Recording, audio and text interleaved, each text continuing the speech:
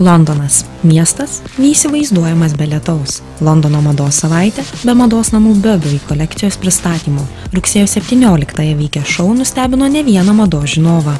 Burberry drabužiams būdinga santūrė paletė pakeitė ryškios metalo spindesio spalvos. Seksualesnė, gyvybingesnė, džiaugsmingesnė.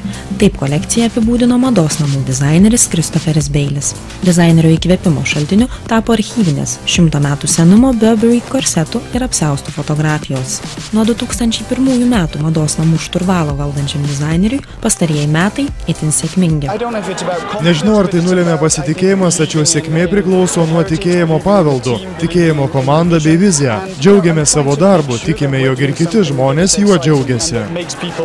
Žaisminga spalvų paletė privertė šyptelėti ne vieną. Garsieji Burberry lietpalčiai pražydo citrinų, aviečių, fuksijų, kaštonų, smaragdų spalvomis. Kolekcijoje naudotos prabangios medžiagos – šilkas, satinas bei gabardinas. Pastarasis audinys buvo sukurtas dar XIX amžiuje.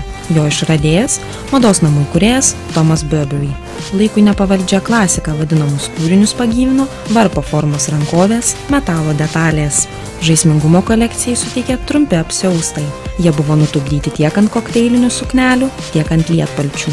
Viename laukiamiausių Londono mados savaitės pristatymų dalyvavo garsenybių desantas. Nežinau daug apie madą, tačiau esu buvęs Burberry šou. Dalyvauju jame 3 metus iš eilės. Mėgstu šiuos drabužius, mano merginai jie taip pat patinka. Smagu eiti pasirodymą kartu su ja.